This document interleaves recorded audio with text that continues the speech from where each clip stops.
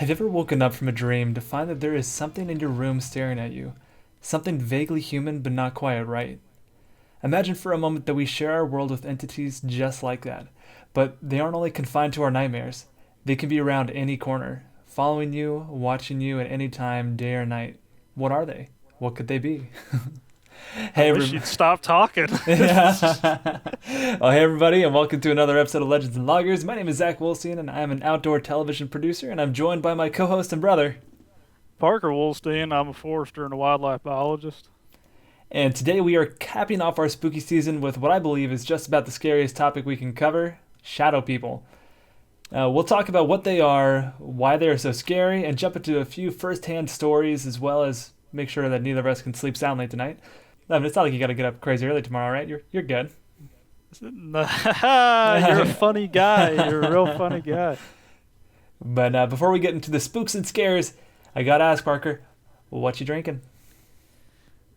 Last week, remember I said I needed something at least with a pumpkin on it or Oktoberfest or something like that, because I've been just pooping the bed so hard with getting all these mango and tropical flavors. Hey, they're good though. So, well-known brand. Yeah, England, okay, yeah.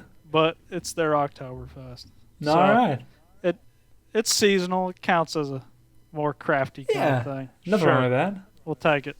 Yep. So I leaned heavily into the dark aspect, right? Because, shadow people, dark. I got one called the Black Quad. I don't know if you can, if that's focusing or not properly. But it says a Black Quad Quadruple.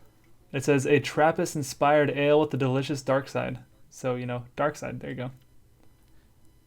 You're probably going to hate that. Yeah, it's from Real Ale Brewing, and I've had one of theirs before. I don't remember which one it was.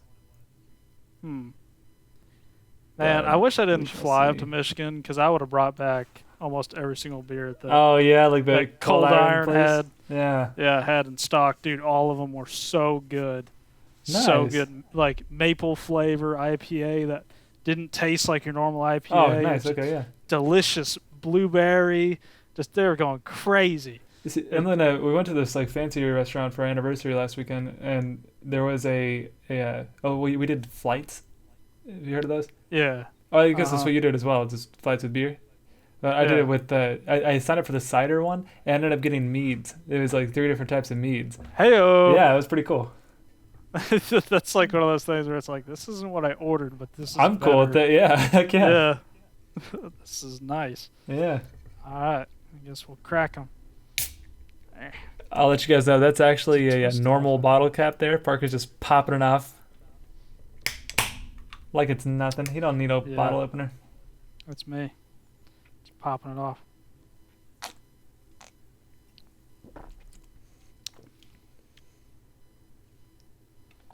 Pretty good. Pretty good. The initial flavor was solid, and there's a bit of an aftertaste that reminds me of medicine. Is it real dark, or? It's pretty dark. I've had quite a few stouts on this podcast. I've had some black as night, or whatever they're called. Basically like that. I think it's African American.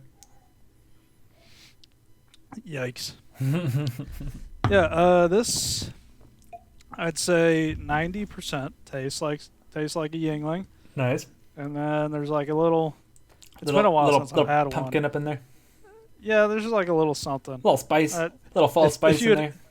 If you had asked me, I probably wouldn't have said pumpkin. Well, I guess it doesn't have to be pumpkin. It's just Oktoberfest. Oh, yeah. Which Oktoberfest is actually held in Germany in September. What? Fun fact. What? Well, somebody better tell them they're doing it wrong. I believe so. Yep, in Germany, Oktoberfest is Saturday, September 16th through October 3rd. Okay. It lasts 16 to 18 days. Holy smokes. Man. Okay. Okay, yeah, so pumpkin beer is not usually part of Oktoberfest from what I'm seeing here. Yeah, I didn't figure so. Yeah. Yeah, it's got a little something extra too, but it 90 to 95% just Yingling, which is good. Yeah, no, yeah, Yingling, it's a solid beer. Yeah, this one's fine. It's much better than the last couple of things I've had. Sweet. Not my favorite, but it's not bad. Better than the hard booch. That was rough, dude. That was bad. But all right, so shadow people. What are shadow people? Well, first off, there are a few names that float around that either refer to shadow people in general or a particular type of shadow person. Some of these names are shadow folk, shadow figure, black mass, black smoke people, mist people, hat man, the hooded monk, shadow animals, peeking shadows, and red eye shadows. Oh, 10 exactly. And Greg. And Greg. Yeah. And Tony. And the one that follows me around, Michael. But so what exactly is a shadow person? Really, it's exactly what it sounds like. It's a humanoid-shaped shadow that often seems to be malevolent. And now that's not to say that the majority of shadow people actively try to harm people or like cause bodily harm, that is, but more of like they cause like a deep fear or give off like a hateful, threatening energy, like almost like a dangerous aura about them. Yeah, as if like they would do something bad to you given the opportunity. So reports of shadow people go as far back as time itself, but I feel like they've gotten especially popular with pop culture and the internet over these last, like, I don't know, decade or so. I don't know about you, but I've been seeing it pop up on like Instagram, TikTok, and that type of thing. People have been talking about shadow people recently. Mm-hmm. And these shadows are described as moving with quick, jerky movements and quickly disintegrate into walls or mirrors. Some are said to be more like abstract shapes of black smoke or mist, while others are said to be more concentrated into the shape of humans. But now one of the real kickers is that a lot of these shadows are described as having eyes. The color of these eyes varies, but the two most common colors are white and red. So, the two scariest colors they can be. Yeah, all of that paragraph just sounds terrible. Yeah, and this episode's gonna be rough. I don't know if you remember, rough one, boys. Some of the stories that they told on Scared to Death did like deal with the black smoke, just amalgamous shape of black, and those are some of the scariest stories I've ever heard, dude. Yeah. Yep. Oh, I just got chills. I thought about. I think there's one where it was like in the corner, and then it just like kind of slowly like slunk down and crawled underneath their bed. Oh, I hate that. Wow. Can you all see that? Can you see that on the camera? Getting chills early. Oh man, my eyes are tearing up. Right. Yeah, no joke. I had to like take a break whenever I was writing this one because like out of all the things that give me, for some reason, this shadow people stuff gets me good. All right, let's do it. Yeah. Now, as far as how they act, for the most part, they are seen as being evil or aggressive, but some have said that they could just be a form of guardian angel. But we'll see how you feel about that after we talk about some of the stories. Stories vary wildly on exactly what the shadow people do, but I mean, really, it's to the point where it's hard to nail down a general, like, here's what shadow people are like. But we can go over a few of the general traits. One of the most common reports says that the presence of one of these shadows leaves victims unable to move, and they will often stare at their victim in silence rather than speaking. Others are said to sit on the chests of people, and some say that they are often spotted in hospitals or near people who are dying. A few reports said that the creature will emit a loud scream when looked at the chest or eyes. And like that's one of the things that got me is like in the actual article it described the scream, but it was like a weird description, so I left it out. But I remember in that documentary, that daggum sleep paralysis documentary, I remember like the recreations of the screams where they like it would just be like on top of them and start screaming. Yeah. And every time I do that, I just like chills, dude. Lean back in the chair and just no. Yeah. This beer is not bad, but it's just like that medicine taste afterwards is what's getting me. Like the stoutness is okay and whatnot. It's just I don't know if they added cherry to it or something, but it's like weird. Kind of like Jaeger. You're like, yeah, like, this is all right. And you're like, nah. Yep, nah. just like that. What is just this? Like that. But all right, so now one particular version of the shadow person that has become rather popular, especially in these last couple of years, is one known as the Hat Man. The Hat Man is described as being a man that is just like solid black, essentially just a totally opaque shadow, wearing a wide-rimmed hat similar to that of a fedora and a long trench coat. Fedora? A fedora, yeah.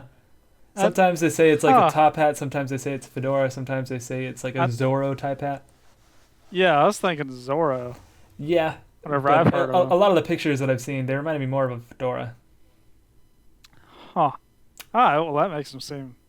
Actually, I was going to say it makes him seem like less a scary, nerd. But now that's even scarier, because as he's doing his shadow creeps, he goes, "My lady." Yeah. My victim. Hat Man is a Discord mod. Yeah. No, turns around, he's got a neck beard. Yeah. No, unlike the more common depictions of shadow people, the Hat Man is said to be more solid. Those who have seen the Hat Man report feeling a sense of malevolence coming from him. He seems to show curiosity towards his witnesses. Now, that part creeps me out a lot because, it seems like he takes pleasure from causing fear, and he's really fixated on you to a point where it's almost playful, and I don't know, it sounds scary. Yeah, it's not even. It's past the point of creepy where he's like, I know I'm so creepy I can get kind of silly with it. Yeah. Ugh. Now, this particular version of Shadow Person has been popping up more frequently in pop culture, mainly on Reddit and TikTok, to the point where even Packers quarterback Aaron Rodgers has talked about having an encounter. You hear about that? I remember seeing that float around on the cryptid wikis and whatnot. Aaron Rodgers stated seeing a shadowy figure after his ayahuasca-fueled trips in Peru during 2020 and 2022 off-seasons. Aaron says, he will sometimes appear in the distance, usually veiled by darkness, holding the corpse of a dead rabbit and sometimes a blade. Teammates are concerned for the quarterback, who now fears being in the locker room alone, after he claims the lights started to flicker and turn off one by one. He continued to say, "It was right behind me, not even breathing hard. I heard its feet hitting the ground as constant rhythm. I ran to my car, opened the door, slammed it behind me, and locked it as fast as I could." Oh, man. Yeah, and that's coming from freaking, a giant quarterback football player. But it turns out that's actually a false claim. It was from the Wisconsin News Today, which is a satirical news site much like The Onion or the Hard Times News. So, Yeah. All right. But the funny thing, though, is that I don't remember when that article was posted, but it's been a bit. And I'd been going around thinking that Aaron Rodgers had an encounter with the Hat Man because I've been seeing that post where people are talking about it for a bit now. So it fooled me. Yeah, that got me. I was like, he doesn't really seem like the kind of guy to be into ayahuasca, Yeah. but all right. Yeah, right. I was like, the rich people are crazy. They'll do crazy stuff. I don't know. I was like, can he do that? Are they not drug tested in some way, shape, or form? They are, but I don't think ayahuasca's on their list that they're looking for. Yeah. First things first, we're about to get into some stories here. The first story we're going to cover is the Hat Man, all right? So we're only going to do one Hat Man story. There's a whole website if you want to see more. It's called myhatmanstories.com. You can just get all sorts of stories about the Hat Man in particular. But we're just going to do one Hat Man story and then go on to general shadow people. If you go on my browser history, you will never see that website on there. I can promise you that. Yeah. Now, this particular story comes from the curator of the Hat Man website. So this is his personal story. My experience with the Hat Man came in 1994 when I was about 14 years old. I was living with my grandmother and my grandmother.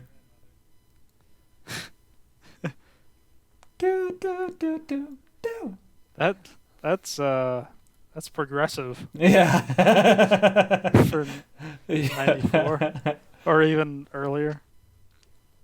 All right, my experience with the Hat Man came in 1994 when I was about 14 years old. I was living with my grandmother and my great-grandmother at the time at my house in Nashville, Tennessee. I'd been staying up really late that night, and it was about 2 a.m. in the morning. Don't know why you had to say 2 a.m. and in the morning. It was about 2 a.m. in the morning. I found myself lying in bed and nodding off as I was watching TV. The lights were all off, and the only light that was lighting my room was coming from the TV set in front of me. From where I was lying in bed, looking down toward my feet, I had a clear view all the way into and through my great-grandmother's room, which was parallel to mine, as there was no door between my room and hers. I could always see the hallway just as on the far side of her room. Just inside the hallway was a doorway going into my grandmother's room. Also, just stop you right there. I'm already spooked because do you know how many nights I had like this? I mean, I used to be super into horror, and I'd be up till 2 or 3 watching movies, and especially like once I rearranged my room and like I had that little love seat or chair thing, and something could be behind me, but I would have all the lights off and it'd just be my TV. You know. Yeah. All right. Relatable.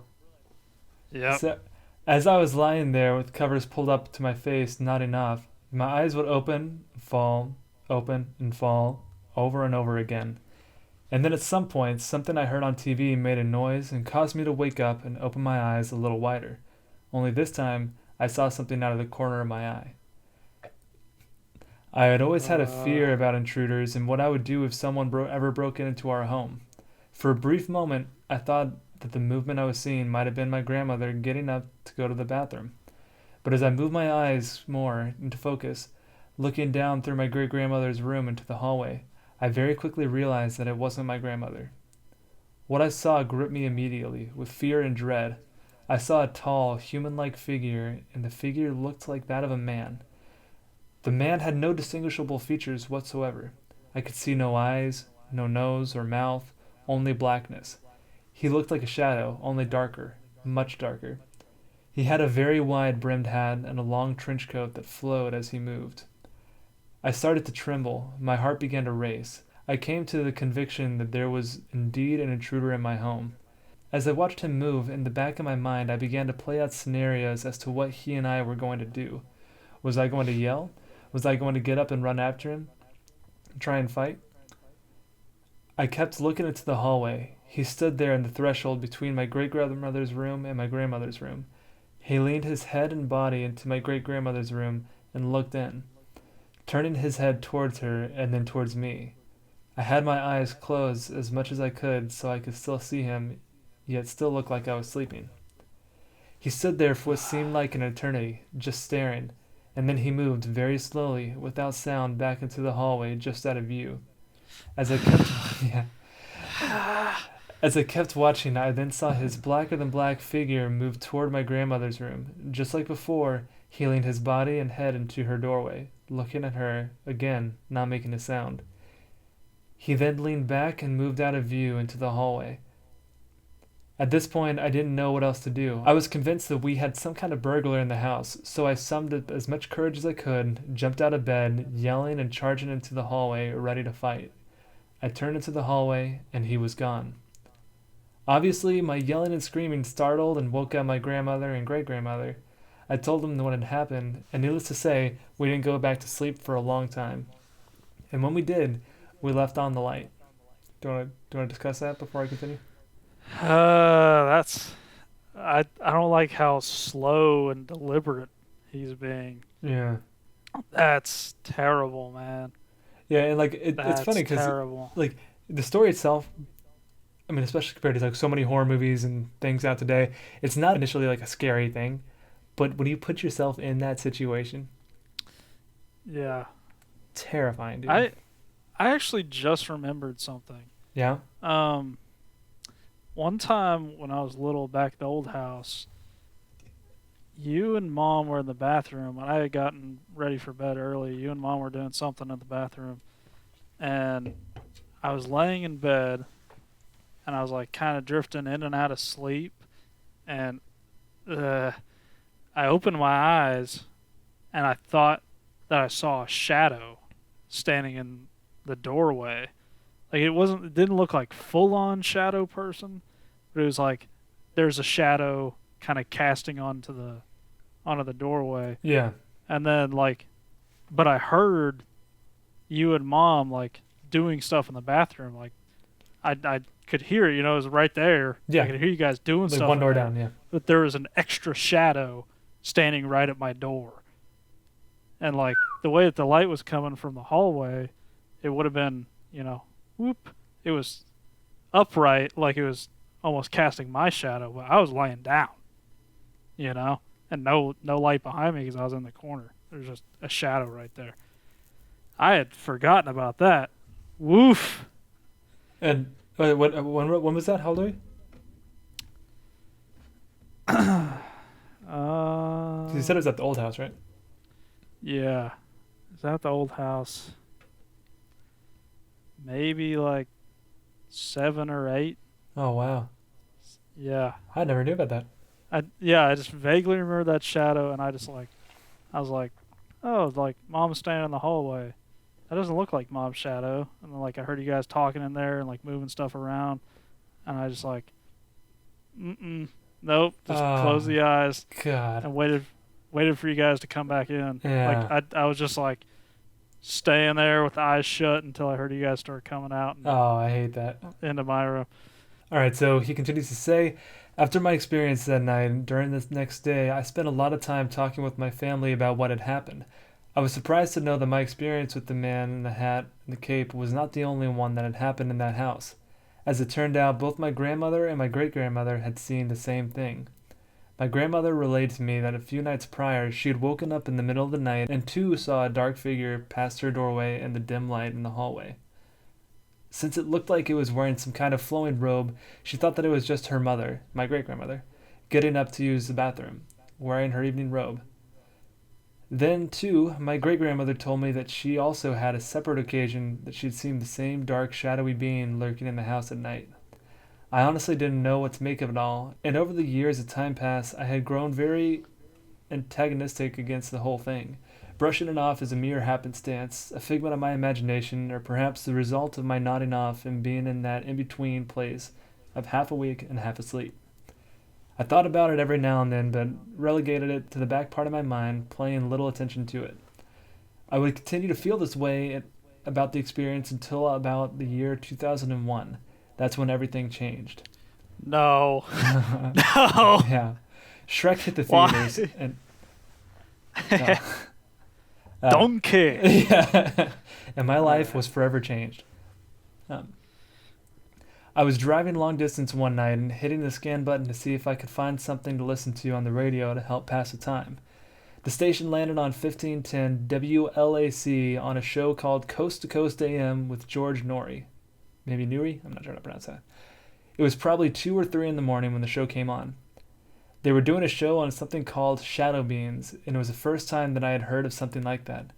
As I listened to the show, nothing could prepare me for what I heard next. George Norrie? And the guests went on to describe people's experiences with the particular shadow being, a dark man-like figure with a large wide-brimmed hat and a cape. Immediately, I felt chills run down my spine. I knew at that moment what had happened to me as a teenager was not a figment of my imagination, and was definitely not the result of me nodding off. I had seen what these people were describing exactly. Okay. Dude, I've had nonstop chills already. So that's the first story, specifically about the Hat Man. All the rest of the stories are about just general shadow people. And the Hat Man freaks me out less. It does me too. Than the other ones. Yeah, it does for me too. I don't know. Something about him wearing a hat just makes it feel a little better. Yeah. Now it's fashionable. We will be talking about the Coast to Coast show later on, and I thought that was one of the main reasons I wanted to include that story is because I already had like Coast to Coast in my research, and it's like in the show, and then I came across this story where they mentioned it. I was like, oh my god, that's crazy. Huh. Yeah. Dude, this is gonna be rough. Yeah, I know. We're just getting started, brother. I have nothing else to say except I hate these and they're scary. I like monsters. Monsters are fun. You know, even if they do freaky stuff, monsters are fun. Paranormal, demon stuff. That's what gets me, dude. Yeah, don't mess with that. That's no. I freaking love monster movies, man. Yeah, same. Yeah. All right, let's keep this train a rolling. Yep. All right, so now Shadow Person story number 1, or number 2 if you want to count the Hatman one, but I don't. So number 1. We lived in a fairly new double-wide mobile home that sits on a spot that has never had a house of any kind and is at least half a mile from any house that has ever sat. So you would think that it would not be in a likely location for a haunting. However, my wife and I have on occasion seen some rather strange things there. The most startling of which I relate here. One night after an uneventful day, my wife and I retired for the night. We sleep in a large waterbed. Some time had passed and I was unable to sleep. My wife's breathing had become regular and reached a point at which I assumed she was asleep. It must also be known that we have a light on in the bathroom farthest from our bedroom because we normally have children in the house. However, that night there was no one in the house except for my wife and I. but the light was on as usual, casting a glow through our open bedroom door, which was weakly lit. Strange that he's not like, we have kids. Yeah, he what says, a weird way to say that. There's often children Yeah. in our home. On a given day, there's usually a child, someone's child usually in the home. Yeah, some child is here. Sometimes they're not. On this particular day, they were not. Yeah, that's actually what he means when he said he had an uneventful day. The kid he tried to nab got away. Yeah, apparently. So, it was an unremarkable day. No hauls on today's catch. Yeah, no victim. Yeah. No children in the house. Okay. Maybe one day. While lying there unable to sleep, I became aware of a presence, and suddenly and silently, a figure moved through the bedroom door and proceeded parallel to our bed. This does not need to be a beer episode. This needs to be a whiskey episode. Oh, yeah. Gummit. Then, rounding the corner of our bed, took a fixed position at the foot of our bed. I was aware that this entity was conscious of us and was intently watching us as we lay. The entity can be best described as something that had the appearance of black smoke or a shadow. However, it was more material than either, but less material than a real person. The most odd thing about this is my lack of fear. Although I was acutely aware of the being and the fact that it was not of this earth as we perceived it, it did not seem to arouse any fear response in me. I would say that it aroused a feeling that would fit somewhere between creepy, odd, and curiosity, especially considering the fact that it was aware of me as I was aware of it. After some time, I convinced myself that it was imagination, but I became aware of the fact that my wife was no longer breathing like she was asleep, but was breathing almost silently. I then said, "Honey, you awake?" To which she answered, "Yes." Then I said, "Do you see anything?" expecting her to reply, "What do you mean?" But much to my surprise, she said, "You mean that thing standing at the foot of the bed?" Chills, dude. At this time, I did become somewhat nervous. We laid there for about 10 minutes, and then it was gone. Just over a period of about 10 seconds became less solid, and our perception of its presence became weaker until it wasn't there anymore. Then it was as if it had never been there. Nothing like this has happened since, and the only evidence that it's ever existed is my wife and I's memories of it. Yikes. Yeah, pretty freaky, man. It's so scary how casual they are. Yeah. Like something about just the chillness of them almost gets you more. Like if it was like a monster that came in and was like, rah, then you just go like fight or flight mode, you know? Yeah. Or if it was like something running really quick or like bouncing off the walls and whatnot. But no, this guy just comes in. Yeah, the fact that it just has that confidence and just comes in and sits down. Yeah. Also, why does this guy's wife have to be so creepy? Yeah. Just say yes. Yeah, right. Don't be like, you mean the thing at the foot of the bed? Like you're in a daggone. You mean that thing watching us? Yeah, I see it. That's terrible. Yeah. I get chills with each of these. God dang bad. That's bad. That's why on our bed frame, I have a tall bed frame. It's like flat on the top. There's a Bible smack dab on the top of that thing. Power prize compels you. Oh yeah. Ugh.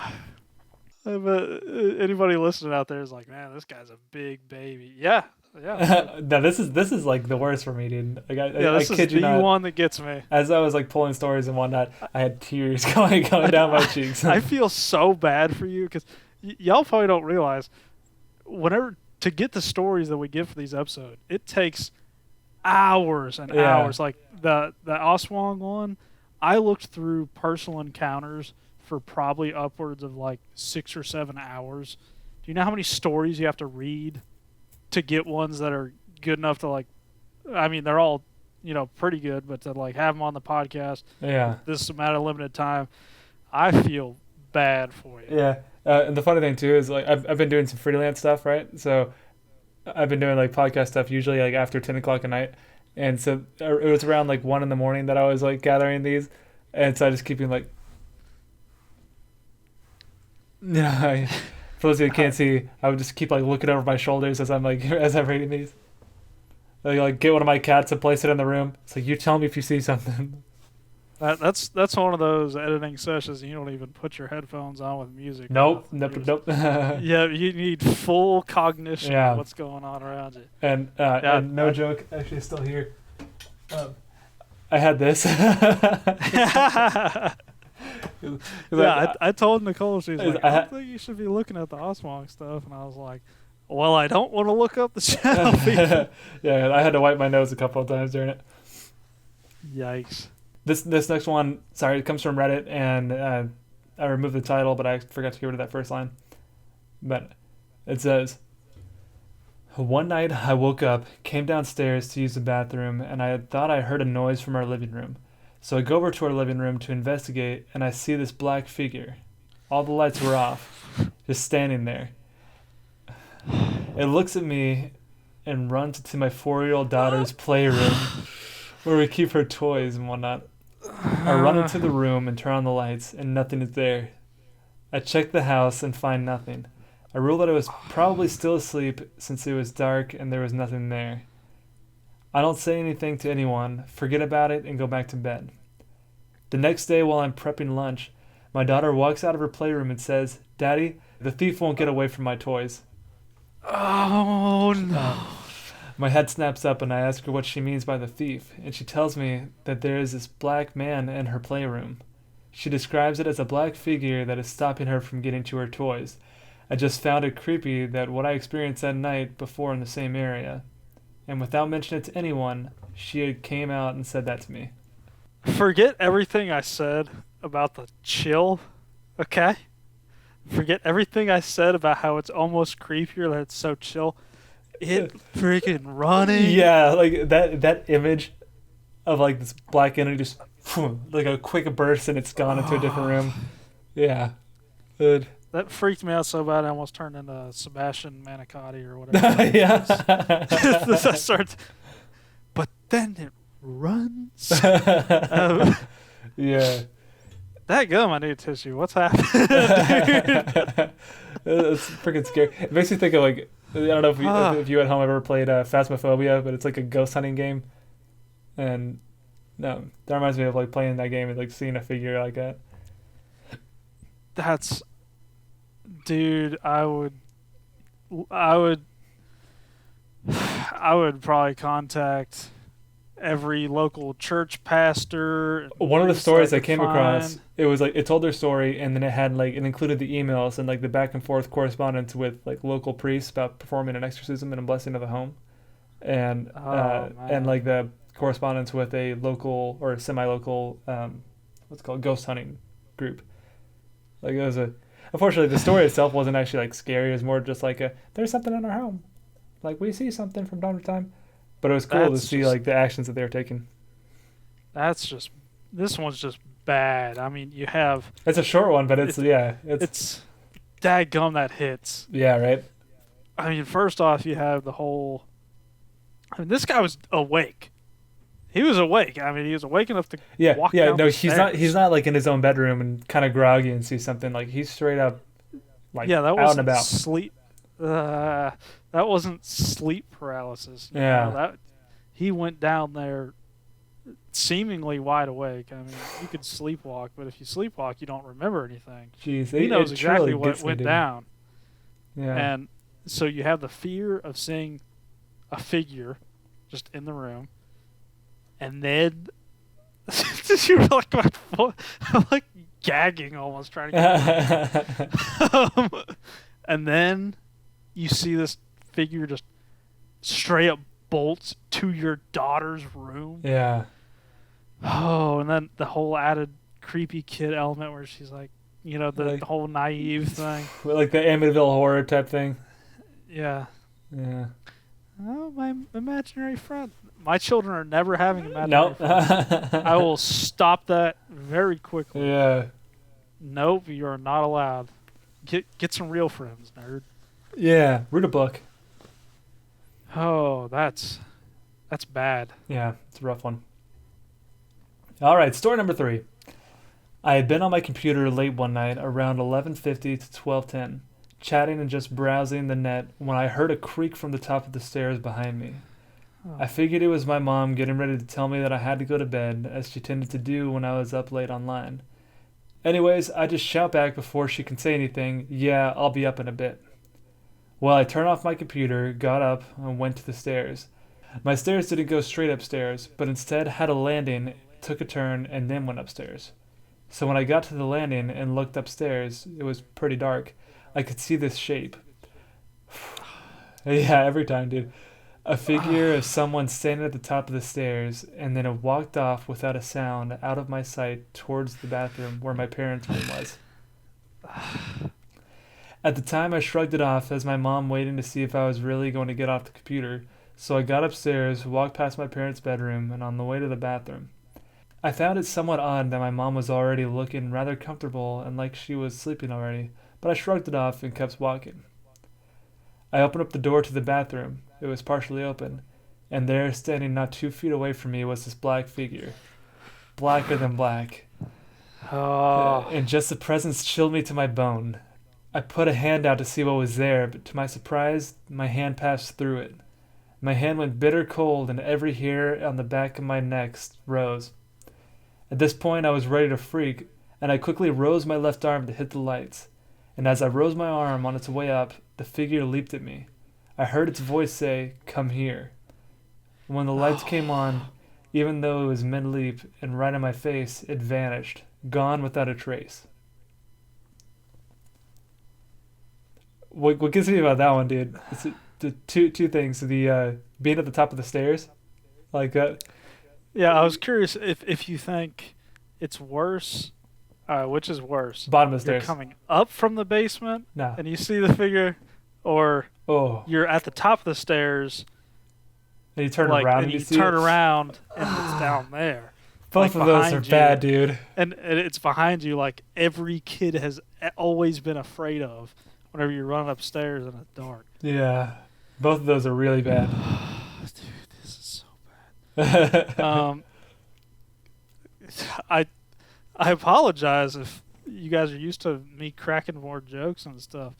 I can't. Oh God. Okay. And then I'm losing my train of thought. Now, to me, this one's the actual like going to the room and seeing it in the bathroom. That's scary. But then like the encounter afterwards, it's not as scary to me as like that. The one where it just darts into the 4-year-old's playroom. Yeah. I don't like that this one was waiting on him. Yeah. You know, it baited him. Oh yeah. The door opened right for him. That shows like intelligence. Oh my gosh. All right, so the story continues. The next. Dude, how many stories are there? We're halfway through the notes, you son of a gun. The next night, I walked into the bathroom, expected to see it again, but I was pleasantly surprised to find that it wasn't there. Just a pitch-black bathroom with a slight light coming in from the window. So I turned on the light, and when I went to turn on the lights, I realized that where the light was coming from was not where the window was. I cannot explain where the light was coming from. Now, that's something that I've only heard in this story. I haven't heard that anywhere else. Oh. It's a interesting thing. Instead of taking light, it's causing it. Lastly, on the third night, I just woke up in the middle of the night and I was laying on my side, and I figured I would get up and use the bathroom. So I opened my eyes and crouched there next to the bed was this black shape once again. Crouched, just staring at me. Out of instinct, my fist flew out and I hit it. Once again, my hand just went through it, turned ice cold. Like I felt my hand afterwards and it was freezing. And it actually ran out the hallway with a sort of whispering kind of laugh. Really eerie.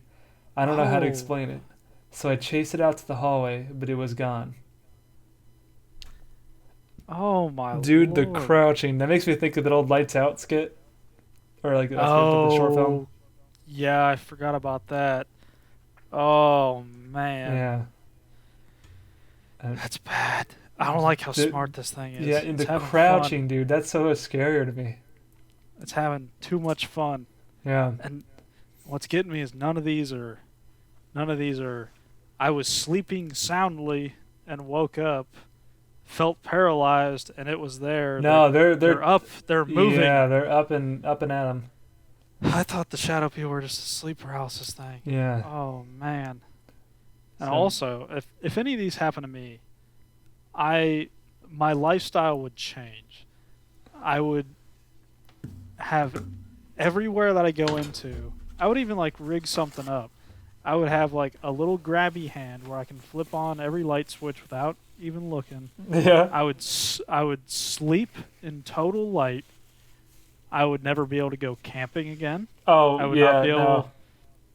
no. Because that's the woods are Pure too dark, dude. They're dark. too dark already. Yeah. But if this happened, no, I wouldn't camp anymore. I wouldn't be able to get up early for work because I get up in pitch black. Some days, like after check stations and all this, you have to be there at night whenever the sun sets. I wouldn't be able to do your check stations anymore. Everything would change. I imagine that your car would just be like floodlights on every side of it.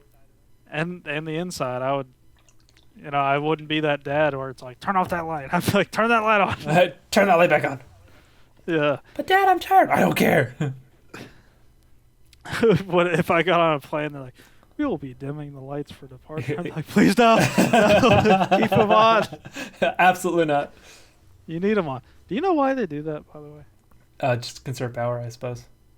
Oh. Moving right along. Sorry, we've taken like 2 pauses in this story, but We need them. We need them, dude. the entire time I kept all these stories to myself. I thought it might have just been my imagination or some crap. Well, that next day, I overheard my mom asking my dad if he had seen anything weird, and then she told a story about how there was this pitch black, shadowy figure staring at her through the bedroom window. And how she had to turn It combined our things, man. It combined our things. God dang it. The window and the Shadow people. And how she had to turn off the water in the bathroom for the past 2 mornings. The feeling of terror and realization I felt then, I will never forget that. I never told them anything prior to that, and apparently they had both had strange experiences within the same 3-day period. My dad saw something crawl onto him while he was in bed. The thing is, we never told each other it until that last day. Oh, gosh. Oh, dude. Now, one thing I want to touch on there with the turning on the water in the bathroom, to me, considering that it was waiting there in the bathroom for that kid, that seems like it was turning on the water like a freaking trap, dude. That thing like is a lure. too smart. I don't like him. Yeah.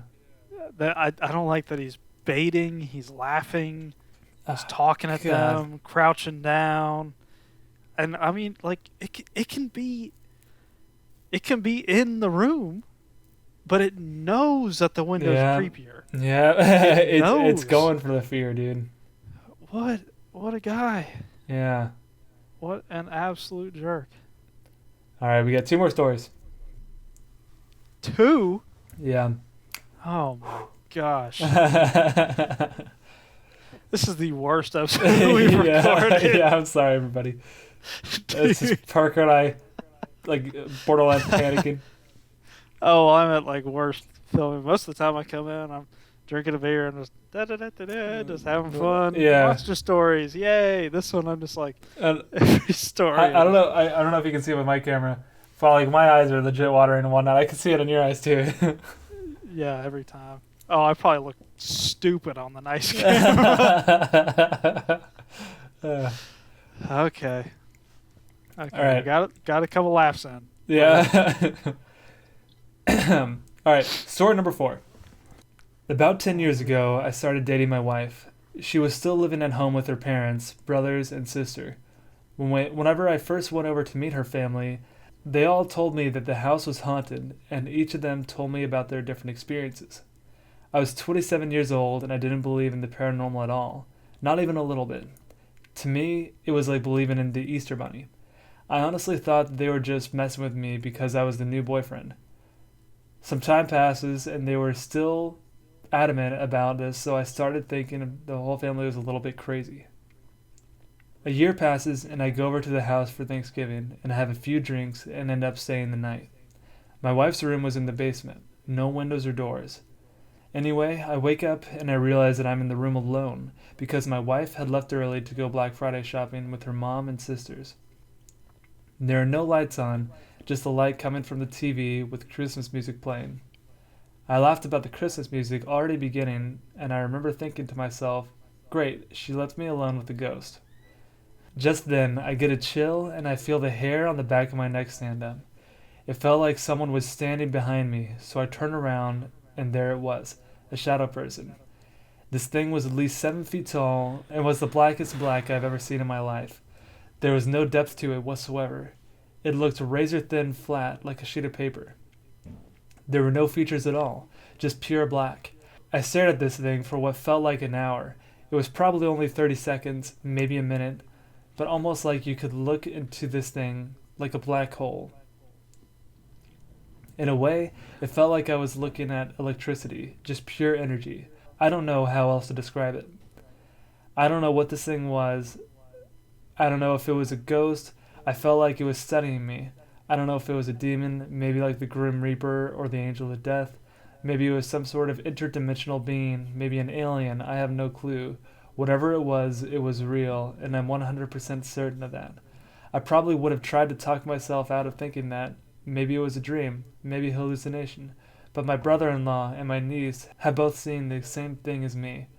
My brother-in-law has seen it on several occasions, and this changed my life and my beliefs entirely. It changed the way I look at the world and just life in general. I don't know what this was, but I do know that the paranormal does exist. So that's a bad introduction. Yeah, so with that story, that reminds me of draws on the same concept that you and I were just talking about, that like everything changes, dude. It just takes one encounter and then your whole outlook has changed. So that was like the scariest of ones, but I found that one so interesting because of the fact that like the whole family was aware of it, and this guy's just like someone else that happened to see it as well. That's one of those where I'm like, all right, if you move homes, does it stop or is it attached to y'all? You know, whatever the heck it is it just gonna follow you around? You can't get away from it by conventional means. Yeah, that would suck if it was like terrorizing people so much that you pick up your whole life and move somewhere else, and it's still go through all that trouble, and then still there. All for naught. All right, we got one last story. Good palate cleanser. Yeah, less scary. Yeah. So this one's more of a bit of a collection of like a person that had multiple encounters. Story number 5. As a kid, I used to hate going to bed because almost every night, shadowy figures would watch me sleep, only when I had my back turned and was facing the wall, or I would hear whispers and noises from my closet. I would feel something watching me, so every time I would turn around in bed to see what it was a shadowy figure standing there watching me in my sleep. I knew this was going to be bad. I knew you saved this for the last one. I knew it. You son of a gun. Okay, keep talking. But it would run to my closet once I looked at it. And it had footsteps as well. Yeah, take back what I said earlier. It's scarier when it moves. Yeah, that was really dumb of me to say. I don't like when it moves rapidly. Other times, if I covered myself completely in a blanket, kid me thought that it actually worked. I could feel something gently touching me as if to scare me. I would uncover myself from the blanket and nothing was there. I shared a room with my grandmother, so I would wake up and tell her what I saw, terrified out of my mind. She would just tell me that it was an after-image projection from the TV. Which, I don't know what she's getting at there. I would go some nights without sleeping because of this, but I would still hear whispers coming from my closet. I've had sleep paralysis before, plus I usually always figure it out and wake up right away. But these incidents sure felt real different. I could move around and talk. Another time, I heard evil snickering from my closet. I knew where everyone in the house was. It's a small house, and I have no idea what that was either. So that's a real small one. But what got me so bad is that idea of waking up, you see something there, You hear it. You can hear sounds coming from it, and it freaking runs out of the room and whatnot. Just the auditory aspect of that one. And into the closet with typical scary kid thing. Speaking of our old house, you remember how large that closet was in my room? Yeah.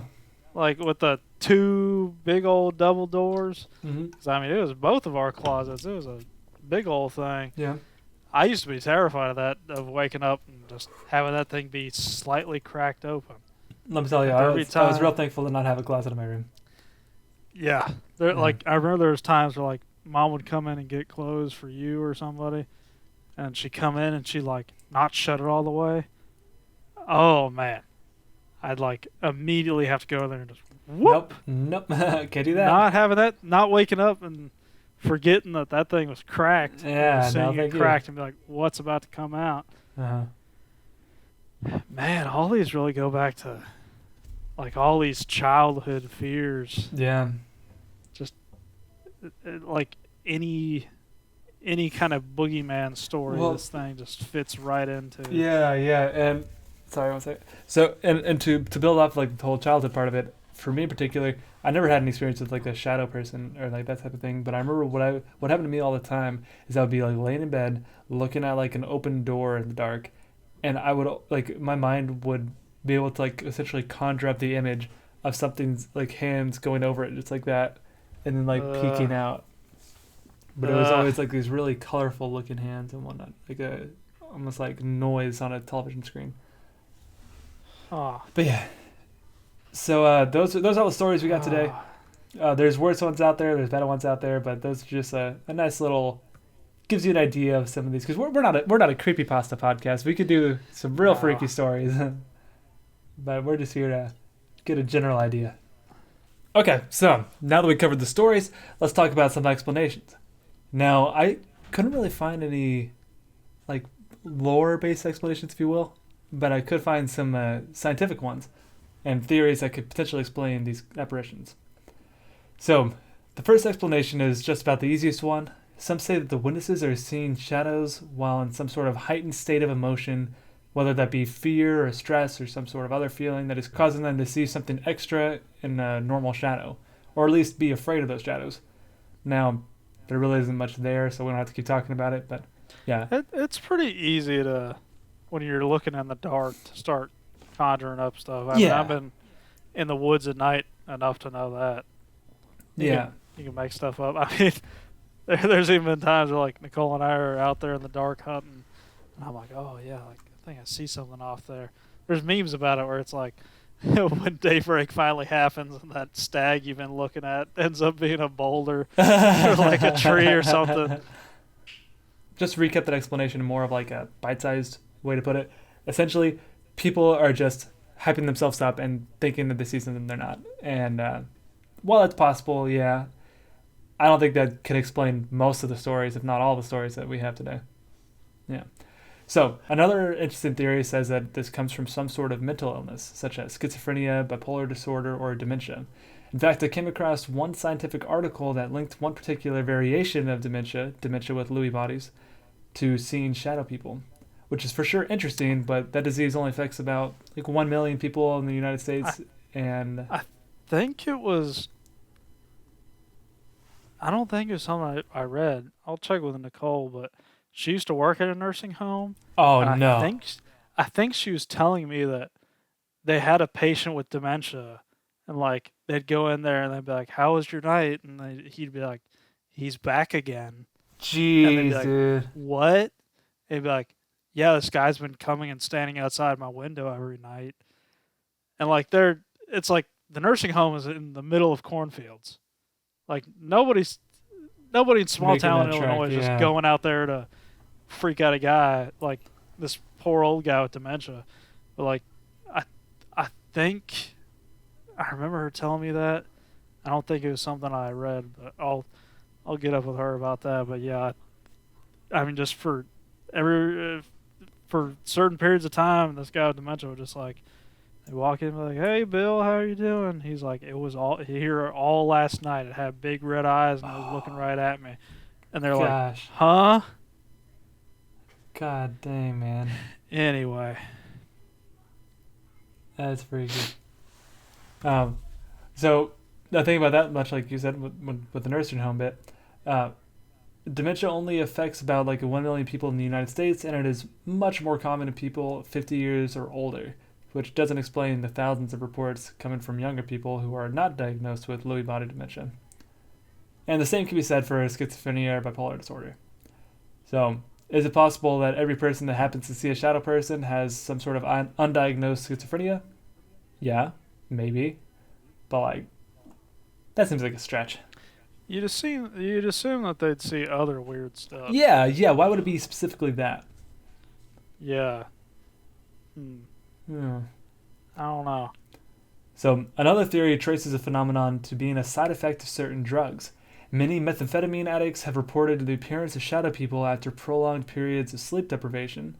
One interview subject... Oh, another reason not to do meth. Yeah, it turns out meth doesn't sound too great. Yeah, I was considering it, but I guess I'm not. Maybe I'll hold off. Yeah. So one interview suggested... Yeah, that would be a good PSA for like... Oh, yeah. Like, do like don't do meth. You will get shadow people. Yeah, like take that scene from The Conjuring where like the guy like runs out of the closet to the girl in the bed, and it's like, what happens when you're on meth? Yeah, this is how it feels to chew 5 gum. That's hilarious. Oh man, I hate this beer, dude. Never mind. Whew. All right, man. I think like next time I'm just gonna get like a. Actually, that's not true. I already have the next 2 beers already purchased, but the third beer after that, I'm just gonna get something I like, and after you guys, you can deal with it. That's fair. It's not gonna have anything to do with the show. Where was I? Oh yeah, so talking about methamphetamine. One interviewed subject said that you don't see shadow dogs or shadow birds or shadow cars. You see shadow people standing in the doorways, walking behind you, coming at you on the sidewalk. Which, if that's what meth does, like, Jesus Christ, dude, that's freaking terrifying. Yeah. Now, seeing as that refers to meth in particular, I think it's safe to say that the majority of the people having these encounters are not meth addicts. So, yeah, I believe... Especially the 10-year-old kid. Yeah. Probably not. These high school meth addicts... If I was a betting man... So I don't believe this explains the phenomenon as a whole, but it does potentially offer an explanation as to how this whole idea of shadow people continues to grow. Now, shadow people have been popping up recently on the internet, having been connected to people under the effects of deliriant substance such as, science stuff, medical stuff, get ready fellas, such as datura, diphenhydramine, diphenhydramine, and benzidamine. Diphenhydramine and benzidamine. Nailed it. In other words, certain drugs and chemicals, especially ones taken for sleep, can cause you to have some sort of vivid hallucinations. Can cause you to have some vivid hallucinations, or particularly clythythrame.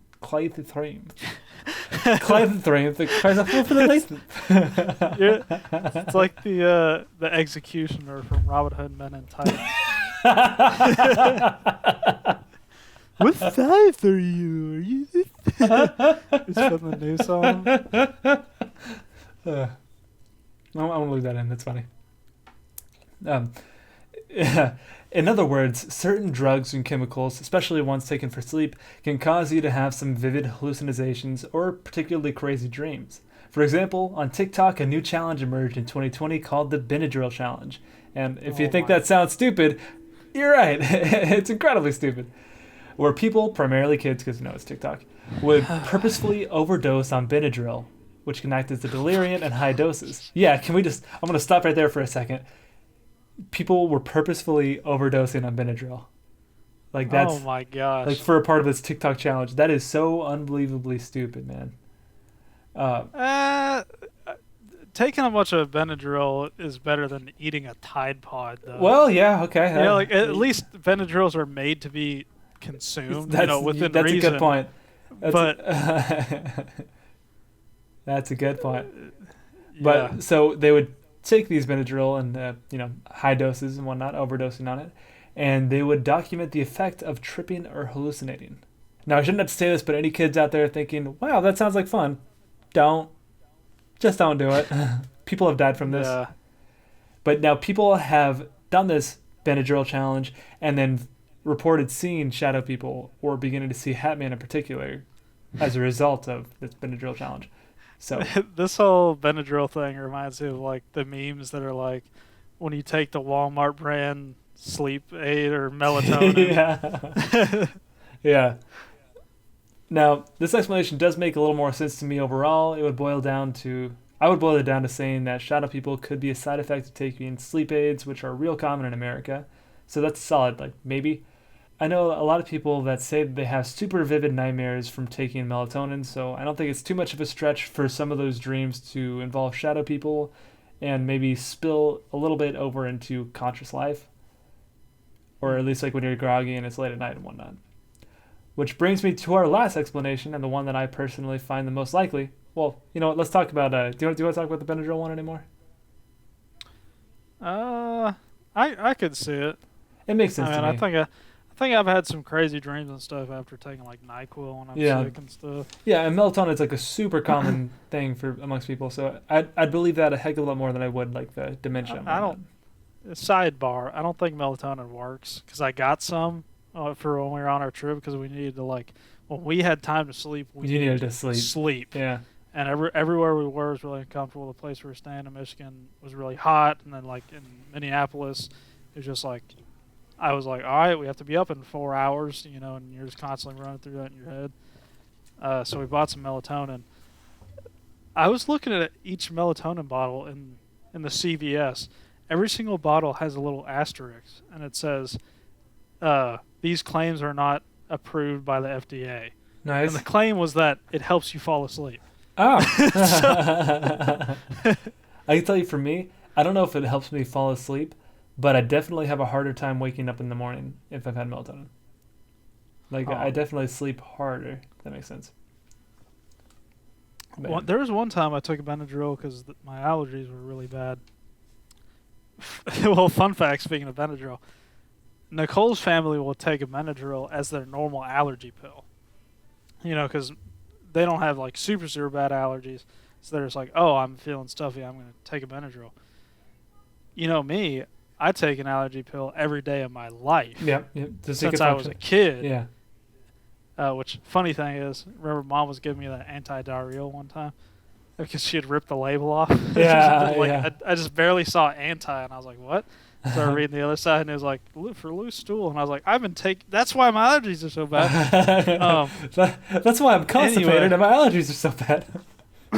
Yeah, so whenever we got allergy pills, Nicole just bought a bunch of Benadryl.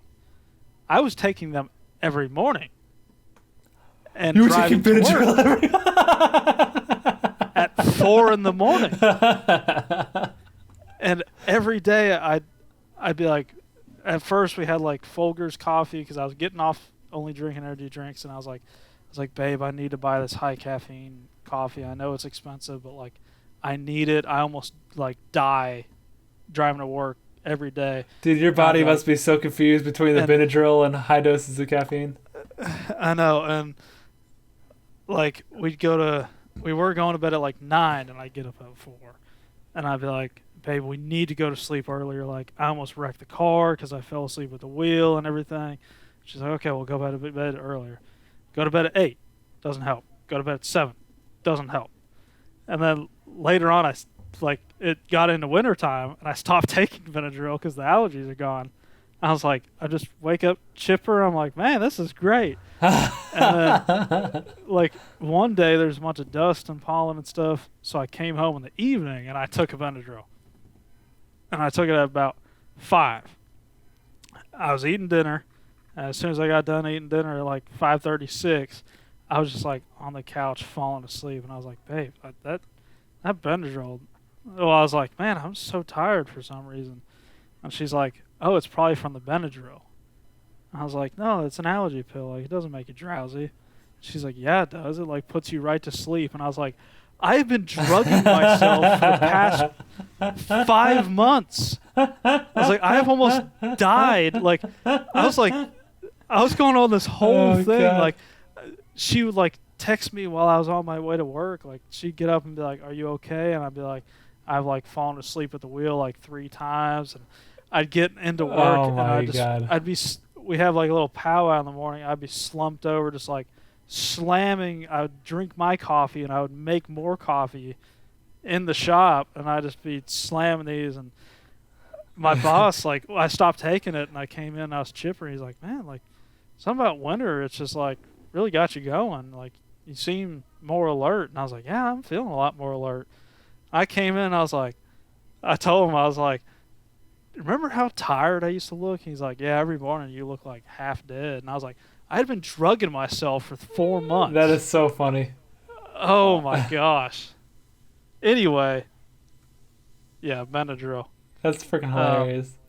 But I say all that to say that one day I took it in the evening time, and I just slept hard. I didn't have any crazy dreams or anything that I remember. I thought you'd be like, I say all that to say, one night I took it, and a shadow person did come. Yes, yeah. Yeah.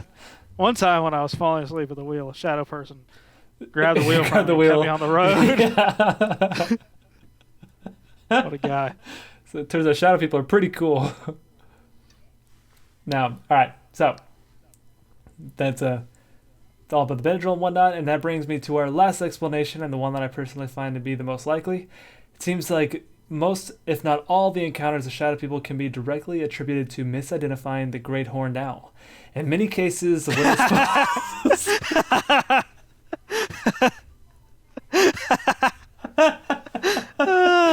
In many cases, the witness falls asleep with the window open and wakes up to find a large, dark shape with glowing eyes staring back at them from the corner of their room. If they were able to flip on a light switch, they would find that all it was a great horned owl that found its way through the window and plopped itself down on the bed frame. And I get it. If you're all sleepy and groggy and whatnot and having just woken up, it's easy for your mind to twist this bizarre bird into some sort of frightening man shape. But No, dude, it's not. That's such a dumb theory. It's a sandhill crane. Oh, a sandhill. Oh, my bad. You're right. You moron. Yeah. Oh, man. Okay, so obviously that's nonsense, but the actual last explanation is the result of sleep paralysis, which Parker touched on a little bit earlier in the episode. And we've covered this before. I believe we talked about it in the Popobawa episode, number 15. So we don't have to cover it in length here, but the general idea behind it is that sleep paralysis is a state during waking up or falling asleep in which one is conscious but in a complete state of full body paralysis. During an episode, one may hallucinate, hear, feel, see things that are not actually there, which often results in fear. I mean, understandably so. And episodes generally last no more than a few minutes. Now, by far the most common hallucination that people seem to have while experiencing this sleep paralysis is these shadow people. There are a bunch of stories, much like some of the ones that we covered earlier, and to me it makes a lot of sense. If you're interested in hearing more about these stories and want to learn more about this theory, I highly recommend checking out the documentary called The Nightmare from 2015. It's available on Amazon Prime Video, and it is terrifying, dude. It is. I think it might be the single scariest movie I've watched. Or at least like the one if that you're affected watching me a movie, if you're planning on watching a movie for Halloween and you want to be scared, Conjuring, lame. Insidious, lame. All of those are nothing compared to this documentary. Worst thing I've ever viewed. I wish I could scrub it from my mind. I have never once watched a movie and then gone to bed afterwards regretting watching the movie and trying to not think about it. Like trying to like push it out of my head and think of something else. Oh, I went upstairs. I had my one of my lights on and was like watching Family Guy on the TV. Yeah. Just like something lighthearted and stupid. Yeah. I think I did the same thing. I would put something on like please forget. Please forget. Yeah. Now, one thing that I've also heard about is that the more you are exposed to or talk about or hear about sleep paralysis, the more likely you are to experience it. And with that in mind, one of those theories around why shadow people have grown to be so popular is because of a radio talk show called Coast to Coast AM. You remember them from earlier? The Hat Man story? Mm-hmm. The first time the topic of shadow people was discussed at length on a show was on April 12th, 2001, when host Art Bell interviewed a man purported to be a Native American elder, Thunderstrikes, who is also known as Harley Swiftier Reagan. And I'm going to be a jerk real quick. I got to talk about that for a second. Now, this guy has 3 names, apparently. They're all awesome. And they're all rad. Harley Reagan, or his nickname, Swiftier, but apparently he also goes as Thunderstrikes. I don't know how Native American culture works. Maybe they do have 2 names, and then he also just has an American name on top of that. But it seems pretty funny to me that he has like a regular name, or it's like a regular American name, a nickname, Swiftier, but he goes by Thunderstrikes. What I like is that 2 of them are Native American, and 2 of them are some of the most American things. Yeah, yeah. Harley Reagan. That's like just about as Swiftier. generic, vanilla American as you can get. My name's Harley Ronald Reagan. Yeah. But okay, so during that show, listeners were encouraged to submit drawings of shadow people that they had seen, and a large number of these drawings were immediately shared publicly on their website. So a lot of people were submitting these drawings showing pretty much the exact same thing that a lot of the stories that we covered today were reporting to see. And that doesn't explain the origins of the shadow people or like why they came to be or anything like that, but it does help provide a potential explanation into how the concept got larger and spread more rapidly. Because if that is true, like what we saw earlier about the sleep paralysis becoming more common in those who were exposed or were more aware of it, if this became broadcasted on a popular radio show, more people are exposed to it, more people have it on their mind, and more people start to experience it, causing it to spread overall. It's demonic, bro. Just straight up. Oh, God, I hope not. That's scarier than... In my mind, yeah, like, you can throw in some science here. Yeah, people see some weird things. Yeah, sleep paralysis is a thing. Like, all these people are awake. And a lot of these stories, they're awake. Yeah. Like, you can call it sleepwalking or anything. Not like any sleepwalking I've ever heard of. Yeah. You know? Yeah, that's true. And the fact, like, okay, you can see something, but the fact that it giggles and runs and it's calm. Well, and then beyond that, sleep paralysis is almost always limited to the bed. Like, they're always in bed. Yeah. Experience the paralysis in bed. Whereas we have stories like that guy who was walking into his freaking living room and saw the thing there. Or the guy that was walking up the stairs and saw it there, and then walked into the bathroom and saw it in there, you know? So it's like they're seeing it in multiple spots. It's not just locked to the bedroom.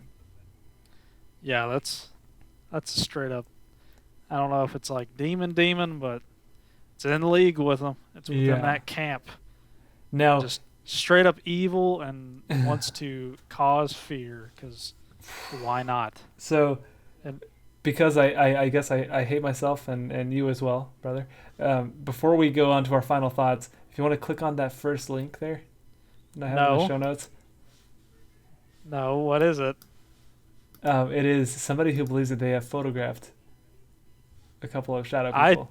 I don't even want to see that. Yeah, I don't blame you, dude. You can play it for the viewers. I am not looking. Okay. Well, I'll put it on screen here. The first picture is the guy. It looks like he's laying down on his stomach and then has the camera like selfie mode up behind him. And you see a figure that looks awful humanoid and whatnot standing behind him. Yeah, I don't. It looks like it's pretty tall because you can see what looks like a refrigerator back there in the background, and it's taller than the refrigerator. And you can see the shape of a person. There's its shoulder. What looks like the head there. Very freaky, and it's pitch black too. Like black. It's already dark in the photo, but that's like blacker than black. Like if somebody was standing there, because you can see the wall behind him and whatnot. There's still details on the wall, but that is darker than the shadows of the picture. Yeah. So thankful I did not just trust you and click on it. So that's picture number 1. Picture number 2. This one is like it looks like it's like a regular Snapchat type picture. And I can't tell exactly where this is, but if I had to guess, it looks like it's someone's basement because there's like a lot of clutter around. But you can see around the corner there is half of a body sticking out and looking at the camera. No. Dude, there's a red circle, so it's easy to spot. But once again, you have that shoulder shape, and then a very easy to spot head shape that looks like it's facing towards us. Oh, I hate it. Dude, bless you for researching this. Oh man! And this one I was excited for Parker to look at, but I guess he's not going to. No. This one it looks like another Snapchat. Oh yeah, it's a Snapchat. It says chat down there. A guy took what looks like a blurred selfie. He was taking a picture of himself, but also moving, and you can see. I'll zoom in on the video, the final version, so you can see it better. But if you take a look at the guy's arm, there's a face right above his arm. That's not like a normal shadow person and whatnot, but there's just like straight up 2 eyes, a nose, a head, peeking out from behind his arm. God, I hate this so much. And lastly, this one you can't really see much of anything, but it's part of the same Reddit post, so we'll include it anyways. But the last one is just a little like marble-sized light that looks like an eye. And so I guess the guy's saying that this is like an eye that's in the picture. I don't see any other shape. It's too dark to make anything out other than that circle. But that is I'm thankful I did not look at those. Yeah. That's something. Yeah, it would have been funny to get my reaction. Okay, but no. At what cost? No. Yeah. See, that's the one where, like, I kid you not, it was like 1 a.m. I'd finished like getting the stories and whatnot, and I was going through looking at. I was like, well, if there's anything else I can get, any other stories, and I saw those pictures, and I was like, oh god, I saved it. I had like a tear going down my cheek. I like saved it. I was like, all right, I'm going to bed. You're like, I hope that's saved in the right place. Yeah, exactly. Oh my gosh. Yeah. So that's all we got on the shadow people. Unfortunately, I couldn't really find anything that was that was less scientific, more of like a folklore-based explanation for them, aside from just they're either the embodiment of spirits or demons. That pops up left and right. I was going to say, there's a whole folklore about it. It's called the Bible, son. Oh, yeah. You can read all about them. But yeah, so that's all we got on the shadow people. What are your thoughts on the shadow people, brother? I hated this episode. Yeah. This is not fun to do. I can tell you, out of all the episodes we've done, this is my least favorite to film. Yeah, we hit the nail on the head for a Halloween episode. I don't know what we're going to do for next Halloween because it doesn't get much scarier than that. Yeah, right. Shadow People Part 2, Electric Boogaloo. Dark Boogaloo. Yeah. Yeah, I hate this topic. I hate them. I rebuke them in the name of Jesus Christ. And they're not allowed anywhere near Catholic. us. Yep. And not around any of our listeners.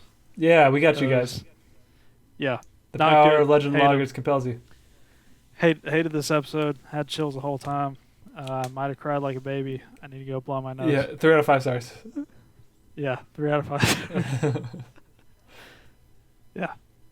So that's Shadow People. I hope you guys enjoyed hearing about the overall lore behind the Shadow People and the individual stories. I didn't, but I hope you did. And next week we're going to be talking about something else that's pretty creepy. I know Halloween's over, but we're going to ease out of the spooky season. We're not just going to cold switch into something normal. So what are we talking about next week, brother? We're going to be talking about. We're going to go back to our roots here, or my roots, I guess. With stuff that I like to talk about. We're going back to some Cherokee folklore. Nice. Talking about the Moon-Eyed people / the Little People. Some Appalachian cryptids that are, to this day, going after folks and just causing mischief. And we have our first guest. Yeah. One of my longtime friends, Kevin, a.k.a. Keeban. He's spent many a night. Oh god, countless hours of Appalachia. Yeah, I mean, when you spend that much time in the woods, like me or him, especially in Appalachia, you're bound to get something. Yeah. So we're having him come on. He's got an encounter, maybe a little bit more. I've had an encounter adjacent.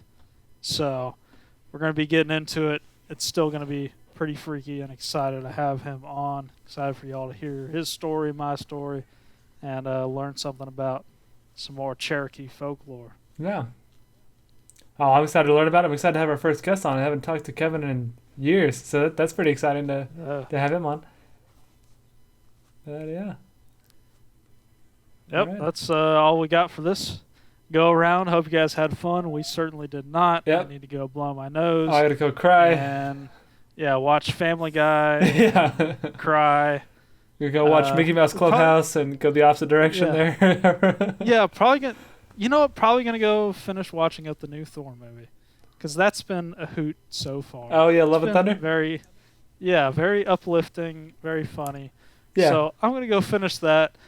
Until next week, I hope you guys don't experience anything. Yeah. And stay wild. Yep, and live life legendary.